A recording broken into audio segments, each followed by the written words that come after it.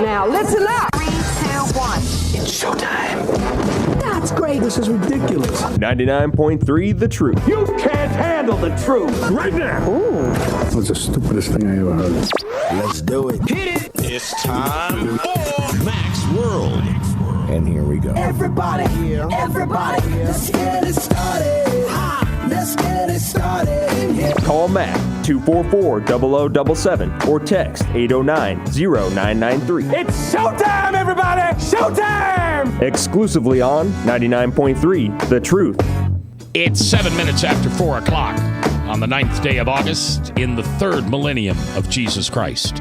And this is The Truth, 99.3. It's a Tuesday, which, as always, Tom Coates sits in the co-host chair where Chris Roloff usually sits. Tom, nice to have you today. It's always a challenge to get the microphone and chair set after Chris leaves. Yeah, well, but today he was real nice about it. He just left. No, but I mean he and I physically do not share commonality. So it's a challenge to get everything reset. Yeah, he's for a normal guy. He's like the who's the guy with the big footprints? Bigfoot. He's like Bigfoot. That's right. And you're like Tom Thumb. I'm more of a normal-sized person, Mac. I see. Okay, that's what we'll call you. Normal size. Frank? Well, I was kidding him. I said Tom's a little south of 200 because Chris always says he's a little north of 200. Yeah, 200 pounds. And Mac, I listened to your show before I came in. I hope you do continue with the idea to do at least a modicum of exercise. Yes, and I have not bought my shoes yet. That's Jill's job, and she hasn't done it yet. Okay. But I got down. I'm down to 229, and I don't remember the last time I was below 230 pounds. So congratulations. You're aware of all that. I got a bad calcium score test. I got a calcium score test that scared the hell out of me, to be honest with you. Yeah. So I interviewed 3 cardiologists, chose one last week and this week, went through a battery of tests. I've lost 34 pounds. Be more than 34 now.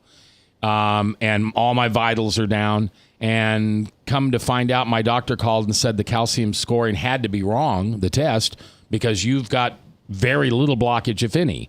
And I'm sitting with Megs. Everybody knows Megs. And Megs just goes, "Miracle Man." And he just says, "You're just a fool, Mac, if you don't believe that God didn't reach in there and heal you." And I'm going to go with that, I guess. But see, I feel like one of those guys on TV that, pokes you in the forehead and now all of a sudden you're healed. And I don't want to be that faith guy. Healer? Yeah, I don't want to be that guy. I don't want to be that guy at all. All right, Tana Gertz is here, and she is the senior advisor to Donald J. Trump. And are there junior advisors? I'm going to guess there aren't. No, I think it's just the senior advisors. And how many senior advisors are there? Probably at the most 10. Wow. Yeah. Wow. 10 people that have his ear. Yeah. Well, and congratulations on that. Thank you so much. Because it couldn't have just been from The Apprentice. Well, I'm going to tell you what, when people ask the story and I share it with them, and it's a much longer story than we have here today, I talk about this as an 11-year relationship. Like, I did go on his show this was The Apprentice 11 years ago. That's where I first met Donald Trump. And then being on his show for 18 weeks on national TV, having him mentor me and applying all those lessons that I learned from him, I felt like I got an Ivy League business college degree with that experience. And so I took that home and implemented what I learned from Mr. Trump and put that into my business career. And my careers, which were professional speaking, business coaching, and my radio show just bloomed. It was like putting my career on steroids. And that was all because of Mr. Trump.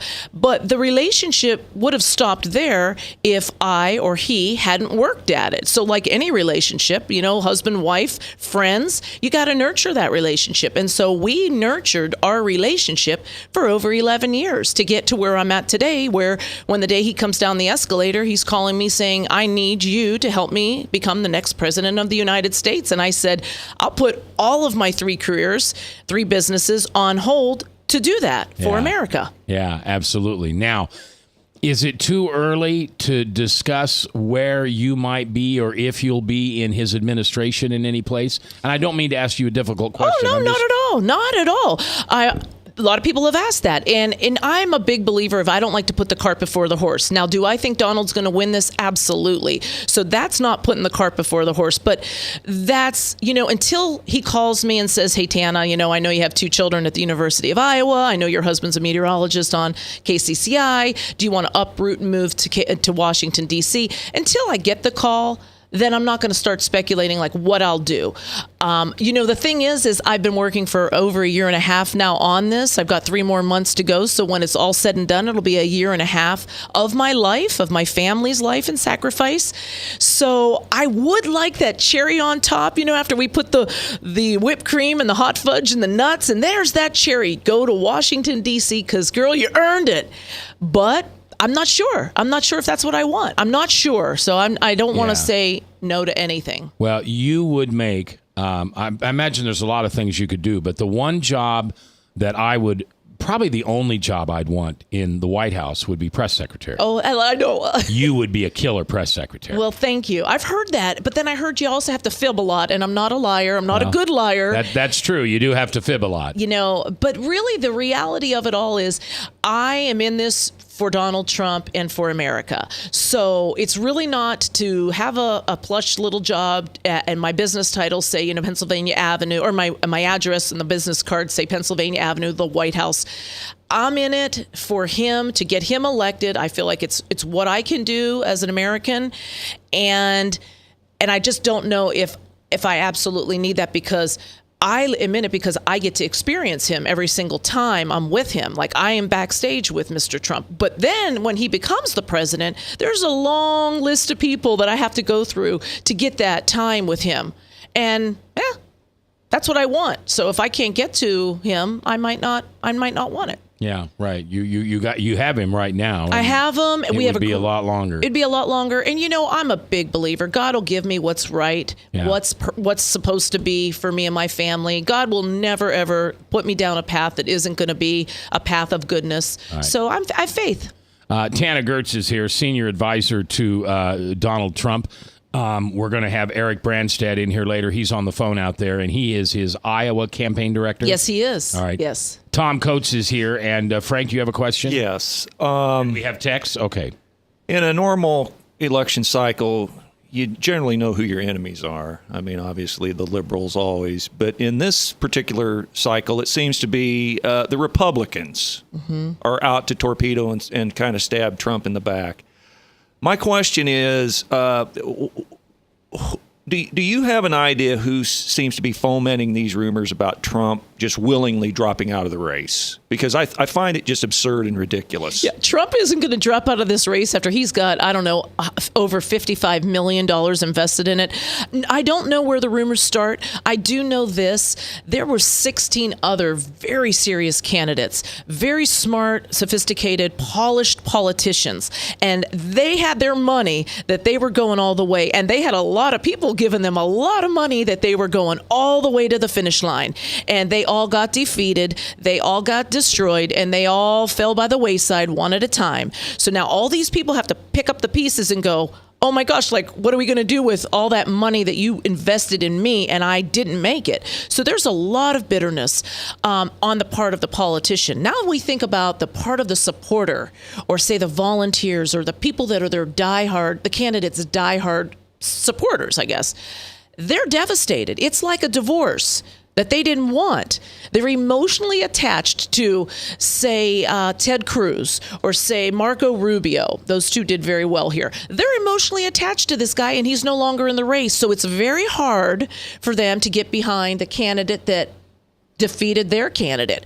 So what I'm telling people, as I educate people through audiences and rallies, is any vote not for Donald Trump is a vote for Hillary Clinton. So you have to get over the fact that you didn't ask for the divorce. We're sorry, Ted Cruz. Well, I'm not.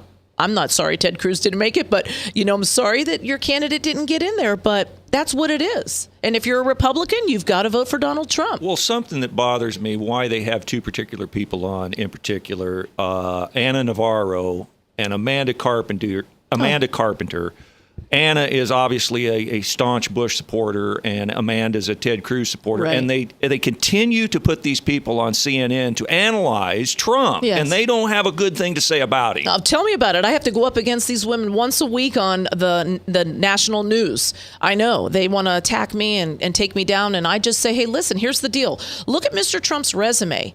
Look at Hillary Clinton's resume. No one died on Donald Trump's watch. We know what's happened on Hillary Clinton's watch. And Mr. Trump doesn't drink. Mr. Trump won't miss a 3 a.m. phone call. Let me tell you that right now. And Hillary Clinton, we know, does drink very heavily. And I'm not judging that, but I'm just letting the facts be known. And she did miss a 3 a.m. phone call. So look at the resumes, line them up. And the reality is any vote not for Donald Trump is a vote for Hillary Clinton. And if you want Obama's third term, then go get it. But I don't want that. Tana Gertz is our guest today. She is the senior advisor to Mr. Trump, and also Eric Branstad has now come into the studio. Eric is the statewide Director. Statewide director. All right. How are you, Eric? Nice to see you. I'm wonderful. Thanks so much for having us on today. Oh, hey, listen, it's a pleasure. After Chris saw you guys in Panera that day, he said we gotta get these guys on and let them talk about Donald Trump. And I want to let our listeners know this is your chance to call in and bypass me, bypass Tom, for heaven's sakes, bypass Frank. Bob is here watching the text. We've got a couple texts we want to share with you when we come back. But this is your chance to talk directly to either Tana or Eric and ask them the questions you want to ask. I mean, think of what happened the last time when I happened to be driving, turned on the radio, heard Chris going off the Richter, called in, set him straight, and then fast forward, I don't know how many months, and he taps me on the shoulder and says, I apologize. You converted me. So great things happen here at The Truth when we speak the truth, right? That's right. It does. All right. We've got a couple texts from the Service Legends Truth text line. We'll get to those when we come back. Your questions are welcome. You can email them. You can Facebook them. You can text them. The text number is 809-0993. 809-0993. I'm J. Michael McCoy. If I haven't told you lately, thanks for listening. Love this job. Can't do it without you. Right here on The Truth.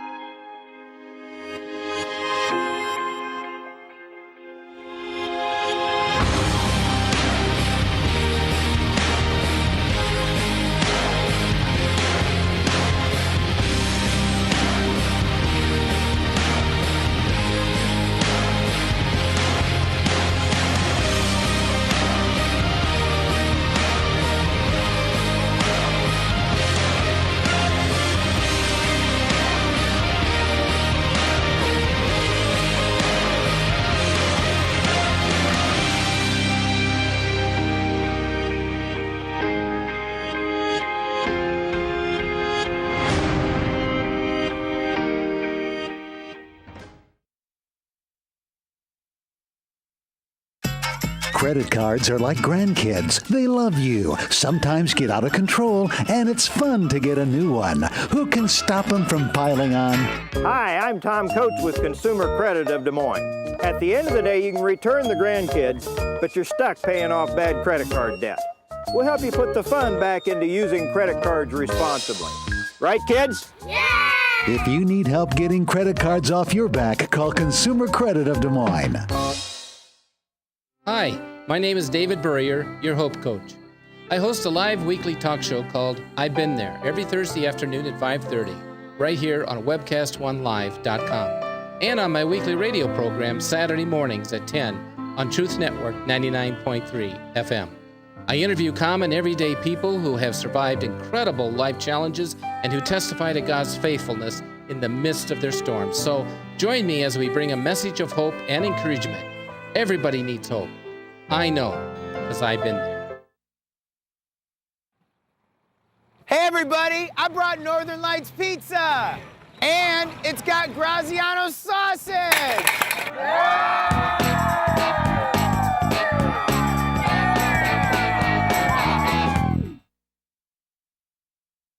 Rockton Prevention is celebrating 25 years of creating a caring community. We want to say thank you to the tens of thousands of Rock High School mentors that have carried our message of health, love, and encouragement to over 1.5 million children, teachers, and parents. Our mentors teach children methods and skills to prevent bullying and drug use. Thank you to all the school administrators, teachers, and counselors for their opportunity to serve you. Rock on, fair citizens, rock on!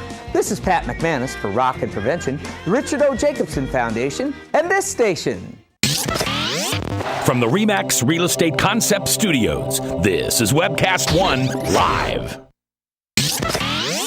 From the RE/MAX Real Estate Concept Studios, this is Webcast One Live. 21 minutes after 4 o'clock, 4:21 in the afternoon, 9th day of August in Christ's third millennium, 2016. I'm J. Michael McCoy, and you're listening to The Truth from 99.3. My co-host today, of course, Tom Coates, on a Tuesday afternoon talking politics. Our special guest is State Director of Donald Trump's campaign, Eric Branstad, and Senior Advisor, Tana Gertz. Now, Bob, you've got a couple of texts from the Service Legends Truth text line at 809-0993. Fire away. Okay. We have the rest of the hour. Personally knowing him, whoever... what are your first-hand experience with the statements of racism and sexism? Well, Eric, do you want me to take this since I have a little more experience with seeing this firsthand? Yes, please. Okay, so I've seen Mr. Trump with African-American people, with Hispanic people, all types of people, and he does not see color.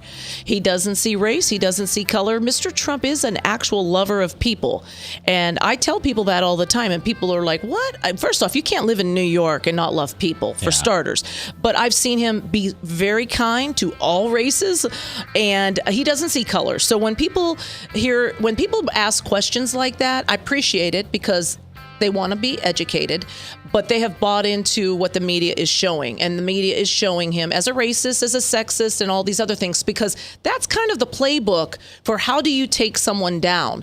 So they figure, let's trip him up, let's throw out the race card, and let's hopefully see, maybe we can see something that would show racism. It's never been seen. No. Mr. Trump never, ever did any of the things that people are saying he did. Like, you remember you saw him in a picture where his hands were like this, and somebody said he was making fun of a handicapped person. That never happened. I was at that event. And when I talk, as I'm Italian and I talk with my hands all the time, there's many times my hands, like, look, right now, let's just say somebody just walked out of here that was handicapped, and you took a picture of me right where you're sitting, Mac. Yeah. Would I look like I'm making fun of them? I'm not. No. So that's what's happening. Yeah. So no, doesn't exist. Let me follow up with this, and it's kind of related. At what point did Donald Trump begin hating babies? Has that been his whole life or just part of his life? Oh, that's funny, Tom.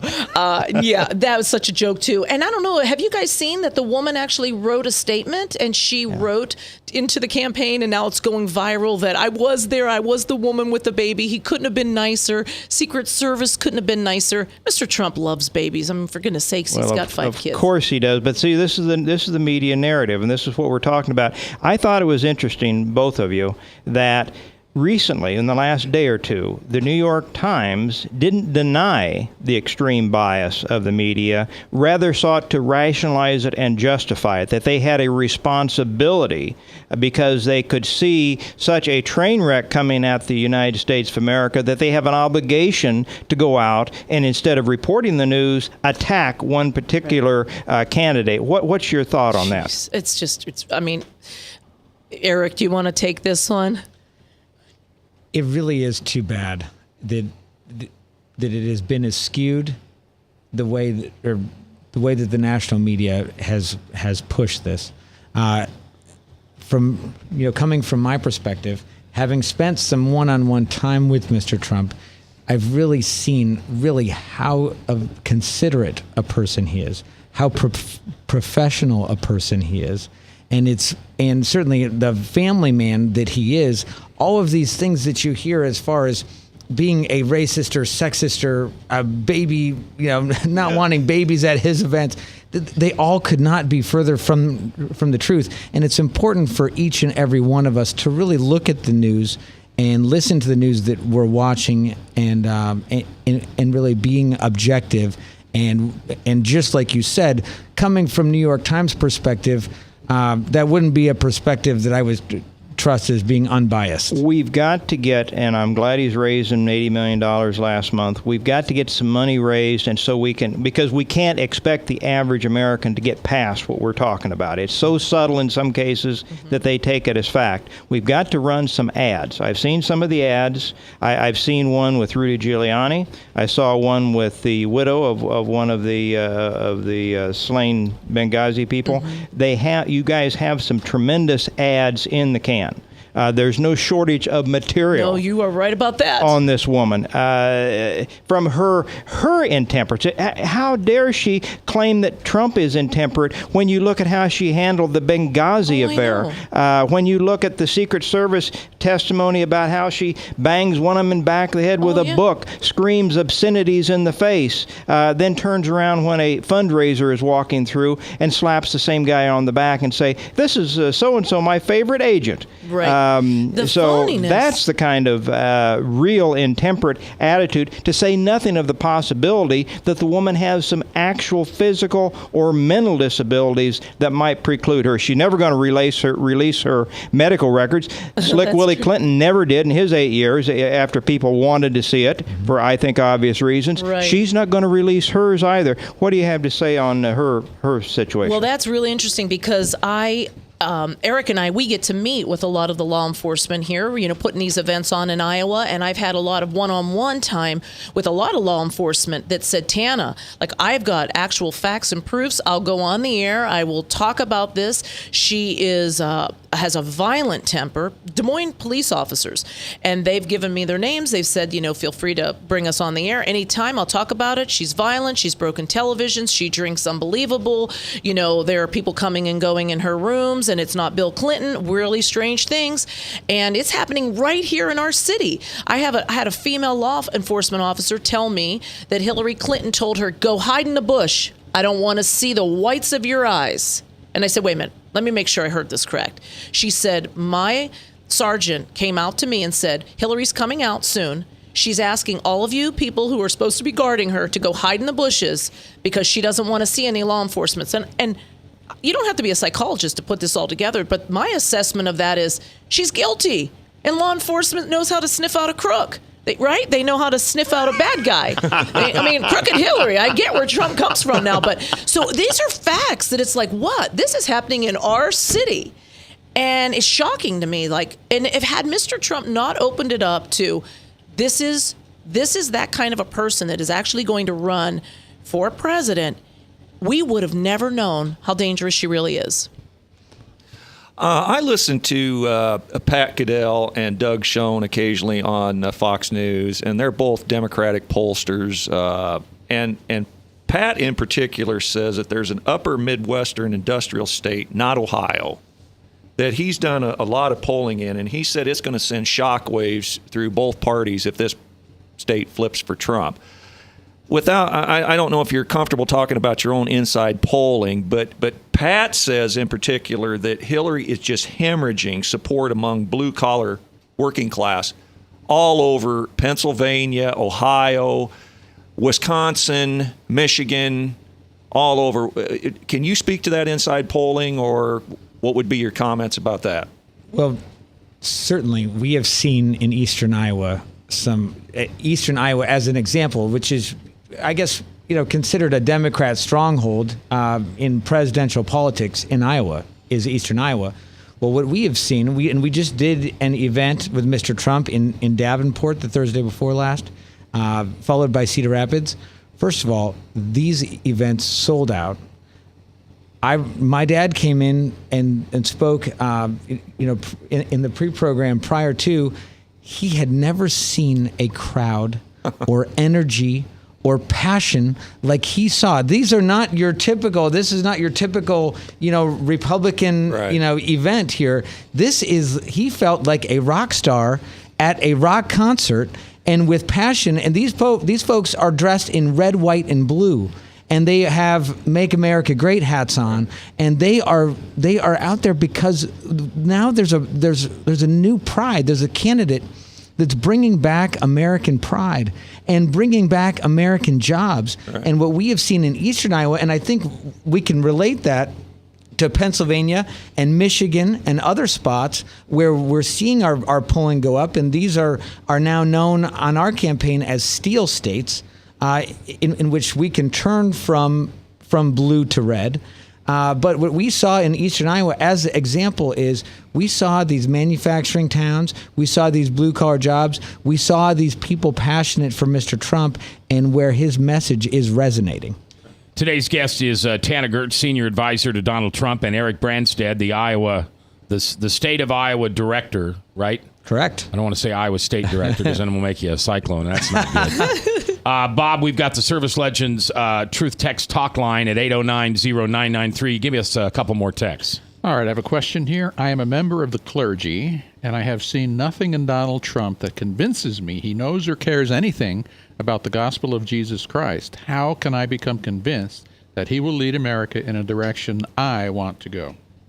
Well, I'll just throw in my 2 cents, and then if Eric has anything he'd like to add, if I may. So when I first had my interaction with Chris on this show a couple months ago, he was saying he didn't think, Mr. Trump was a Christian. And that's when I piped in and said, wait.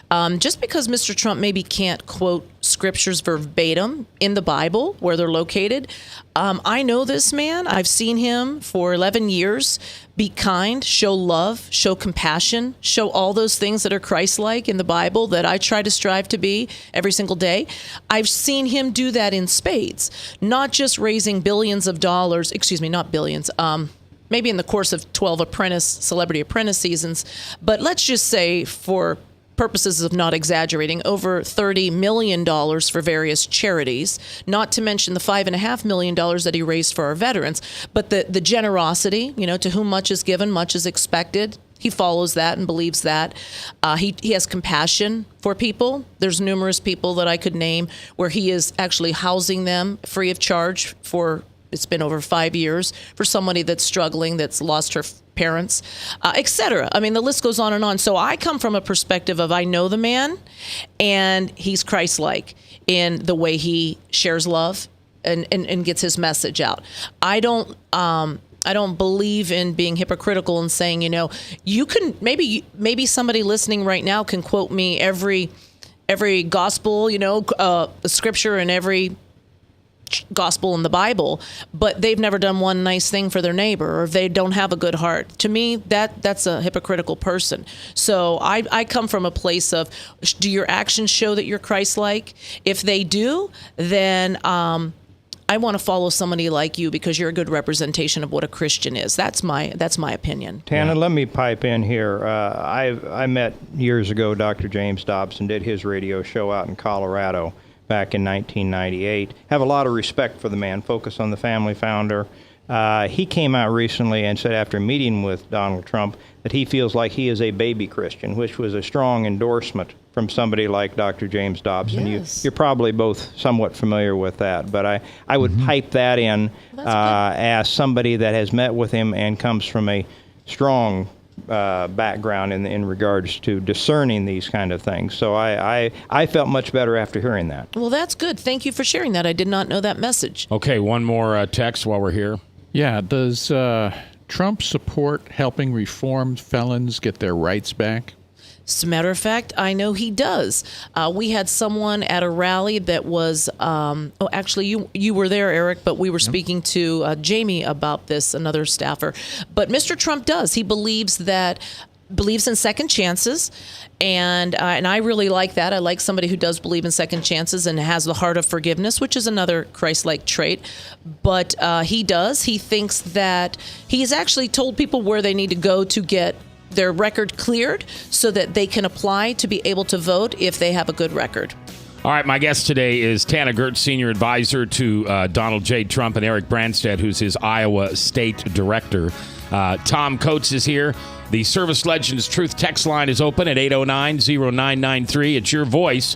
I want to hear it 244-0077, and we're coming back live on The Truth. Northern Lights Pizza's amazing garlic butter makes amazing breadsticks. Now available in 12-ounce bottles at Northern Lights, Hy-Vee, and Graziano's. Northern Lights Pizza. I'm Brian Leach, owner of Service Legends, and my position is Chief Talent Officer. I'm Nicholas Wonderscheid. I am Bernie Hobbs, And I'm the Service Manager. Marketing Director and Client Relations Manager. Everything that we do is about ensuring that we exceed your expectations. Our clients are important to us. 100% satisfaction. We're not just focused on heating and cooling. That's the easiest part of our job, actually, is fixing furnaces and air conditioners. Everyone that we come in touch with, we want to improve lives. Bottom line is, we've got our installation guarantees, 25% energy savings guarantee, comfort guarantee, temperature selection guarantee, property protection guarantee. 100% satisfaction guaranteed, fixed rate or it's free. All of those guarantees are backed up with a 100% money back guarantee to hold ourselves accountable to making sure that you get what you're after. Just fixing the problem today. If they have another problem 5 days down the road, it's still fixed rate or it's free. We use what's called straightforward pricing. Our technicians are going to give you an exact to-the-penny price on what it's going to take before they move forward with any repair. That way you know what to expect. It's the same price every day. No surprises.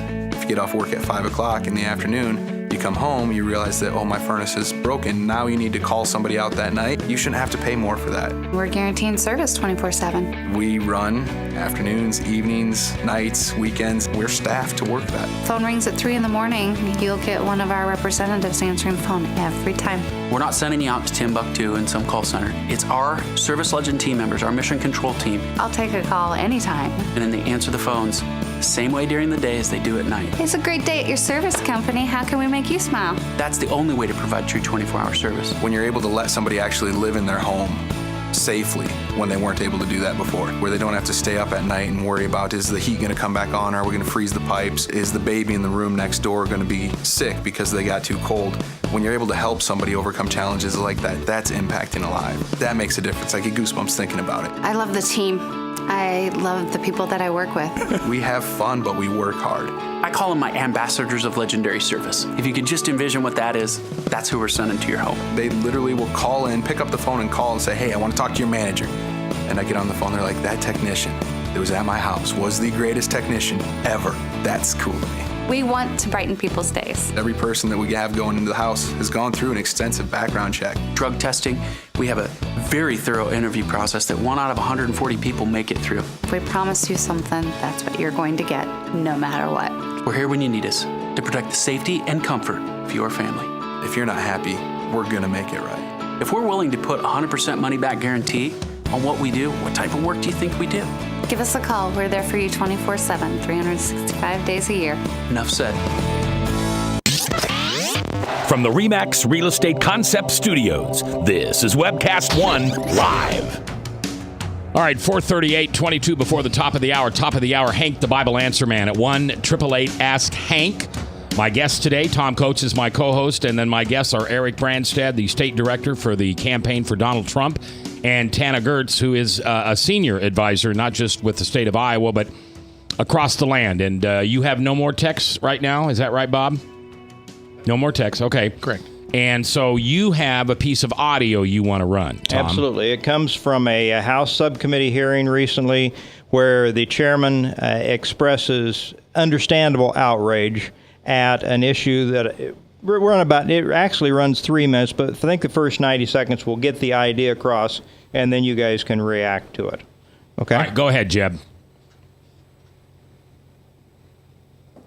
Preparing for this hearing is I'm telling you, it's hard to keep your cool in preparing for this meeting. And let me tell you the heart of why we're here today. Immigration Customs Enforcement. I have met with the men and women who work there, the wonderful, hard-working, dedicated people who do a hard and difficult job. But I got to tell you, what's going on at Homeland Security, what's going on with Immigration Customs Enforcement is one of the most infuriating things I think I've seen in this government yet. In a 3-year period, Immigration and Customs Enforcement has released more than 86,000 criminal aliens into the American public.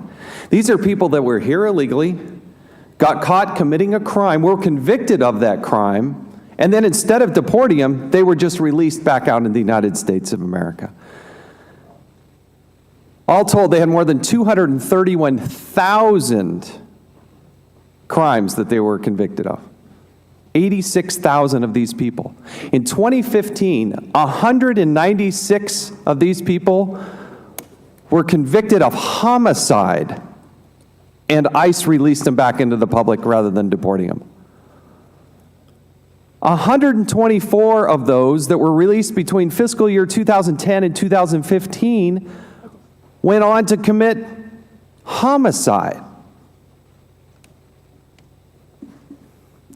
Let me give you some other stats. In 2013, ICE released 36,007 criminal aliens who were here unlawfully and present in the United States. As of September 2014, 5,700 of those individuals went on to commit additional crimes. In March of 2015, ICE Director Sarah Saldana testified before this committee that during fiscal year 2014, ICE released another 30,000 individuals with criminal convictions. In fact, ICE released 30,558 criminal aliens in 2014 who had a combined 79,059 convictions. All right, you get the idea. We get the idea. Wow. Yeah, before Donald Trump, who was talking about illegal immigration? No one. Nobody. He put it on the map. That's really where all of his support came from, was right there. Somebody or people just looking back and going, wow, we needed a leader, a strong leader that was going to touch the subjects that all the other politicians up to this point ran away from. And that's really what started his support. Well, you know, unfortunately, much of the GOP establishment wants them from a standpoint of cheap labor, Chamber of Commerce type of an issue.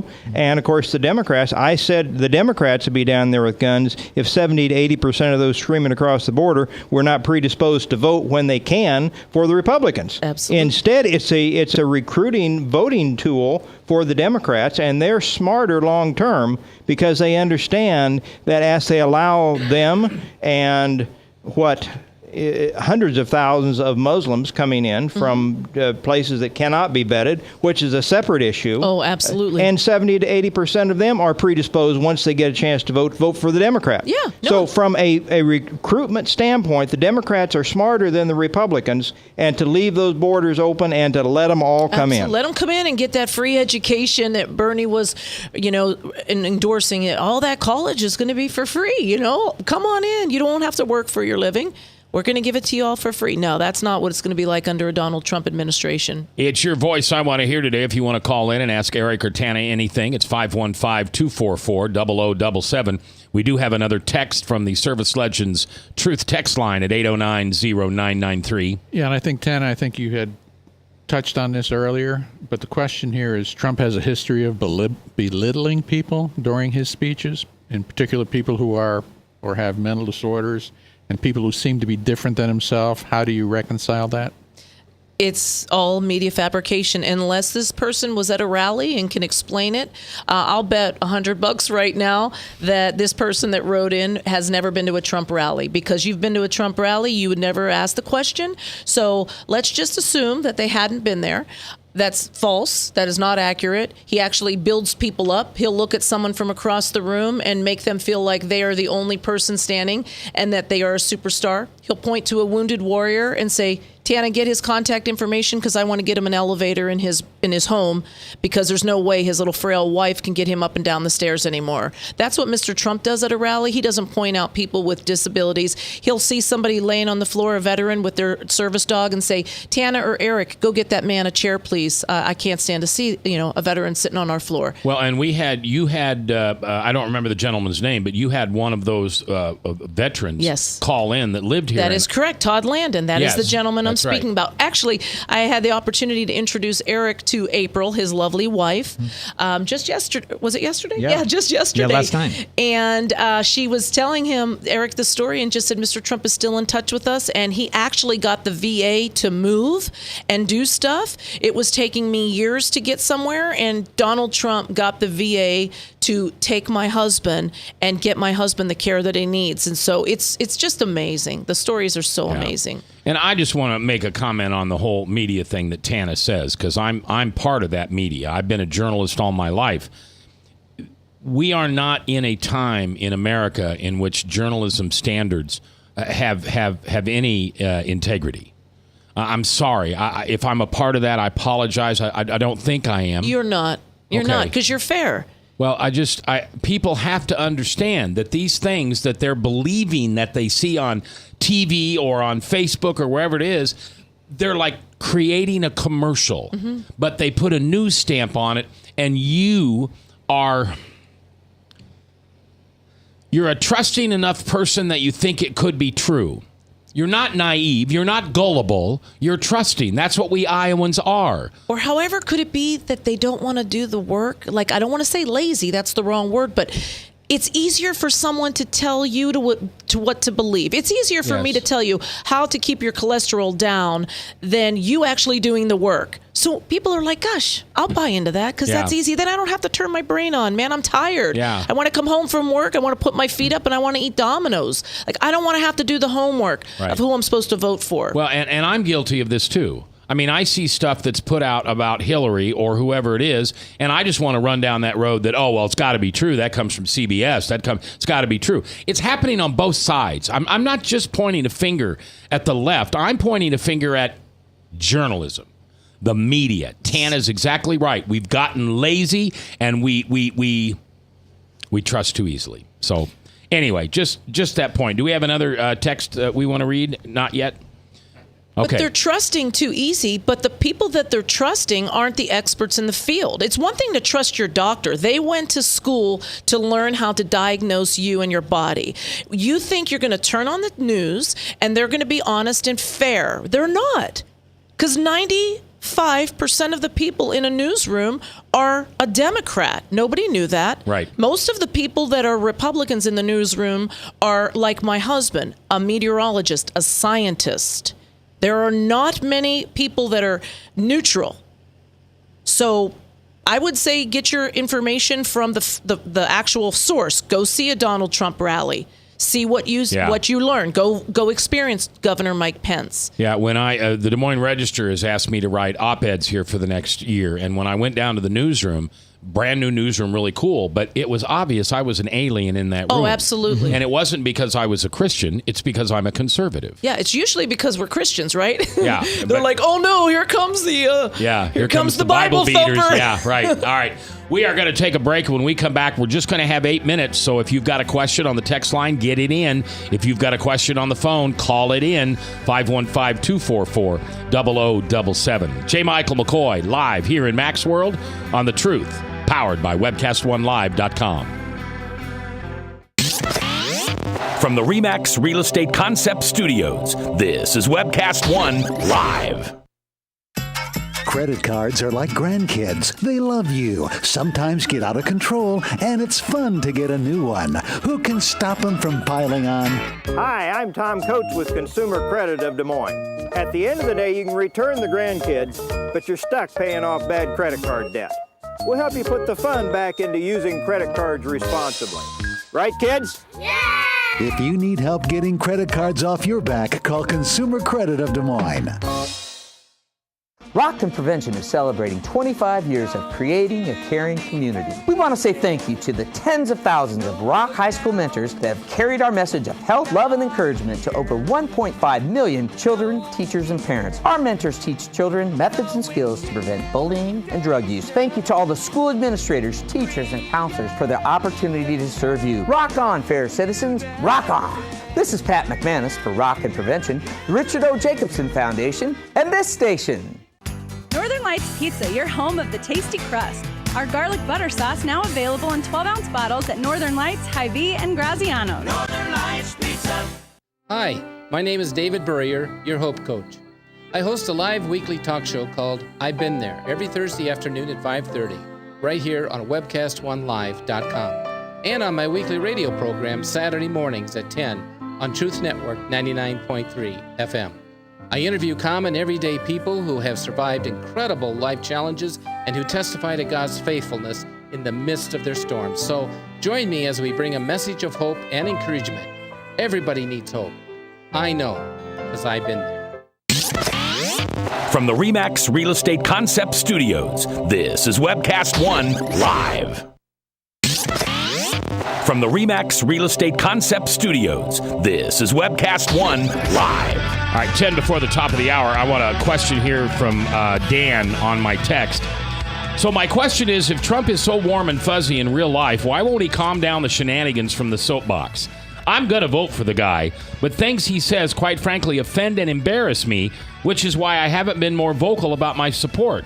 Perhaps if he would calm down and speak more eloquently and kind and caringly, more people would tell others why they are voting for Trump. And I can totally understand and respect that person's opinion. Definitely. We get that a lot. What resonates with Mr.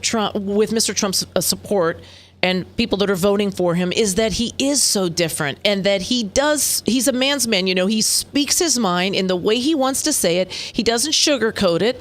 And that's just his way. It's not like that he's trying to be that way. That's who he is. That's his makeup. He's to the point, he'll ask me a question and I got to give him a 30-second answer. He doesn't want the warm and fuzzy. There's other people like me for that. And so, I get his point, and you can't change. I can't ask Mr. Trump to be that guy. We've had him use teleprompters, and then we'll get emails going, tell Trump to get back to his ways. We don't want him monochromatic reading from a teleprompter. All right. Eric probably has another point to say to that. Yeah, real quick. So, I spent last year working with all of the presidential candidates, getting out and asking. I was talking to them for clients, talking about renewable fuels and talking with all the candidates equally. And as I went around and talked to all of the candidates, they all had a 5-minute answer to a yes or no question in which they never answered the question. And Mr. Trump came out and said, yes, I support ethanol. Yes, I support Iowa jobs. And it was just that simple. He didn't have to say, the other ones were saying, well, I believe in market access and I believe in a level playing field, and all these words that meant nothing. And he was the only candidate that I saw, and I love him for it, because he came out and just says it like it is and how he feels. And I think that's why people love him. Tom? Let me introduce another very serious life and death issue. Just the other day, a Iranian nuclear scientist was executed over there for espionage. His name was, Shahram Amiri, and he was discussed in some of the Hillary Clinton emails that came on her server. And part of the lawsuit with the two families that are now suing Hillary have to do with that aspect. They are charging that in her unprotected emails, the location of Stevens and others was disclosed to potential murderers that came on them. And so this nuclear scientist that was a undercover spy for our country was talked about on the Hillary email, and they're charging that very likely his death and his disclosure of who he was came from that Hillary email. This is criminal. It is. Speak to that issue, please. It is criminal, and Mr. Trump is saying, how can she even run? She should be indicted. And people, I'll go on network news, and they'll say, Tana, what's with all of his conspiracy theories? And, he believes that this and he believes that, and that this person ended up going missing after he was found have linked to the Clintons. And it's not coincidental that certain things are happening that seem to have the paper trail of her or the foundation or Bill. Yeah, it's unfortunate. Yeah, it's unbelievable. Frank? A little bit ago, I think the answer to your question a little bit ago is that the liberal socialist utopian media has bought hook, line, and sinker into the liberal agenda is the reason why there's no journalism. But let me ask you a question. Here was his original four that I can remember: immigration, infrastructure, jobs, and what I feel is the number one issue that cuts across all parties, Democrat, independents, moderates, Republicans, is trade. Absolutely. And if he just keeps hammering on trade issues, because that's the nexus of our jobs and our economy. Right. Absolutely. And he's going right back to those. And I understand the gentleman, who asked, like Eric just said, Trump is very direct. And I know that this guy that texted Mac wants a little bit more warm and fuzzy. That's not what you get with Donald Trump. With the Donald Trump administration, you're going to get bold, direct, effective. in your face. We will not back down, and you will not screw with us. We will get the job done, and we'll do it right. All right, Bob, you've got another text from the Service Legends Truth text line at 809-0993. Yeah, can you address the statement where Donald said something to the effect of not liking POWs? I've seen that brought up again. No. He loves POWs. He respects. He has us bend over backwards for anyone that has ever served our country. Eric and I have been given numerous guidance that if we see a veteran, go give him or her a Make America Great Again camo hat. I actually won't give out a camo hat to anybody that isn't a veteran. That's just because I want to know that everybody that I see with a hat's probably a veteran. He does so much for veterans. There's no truth in that.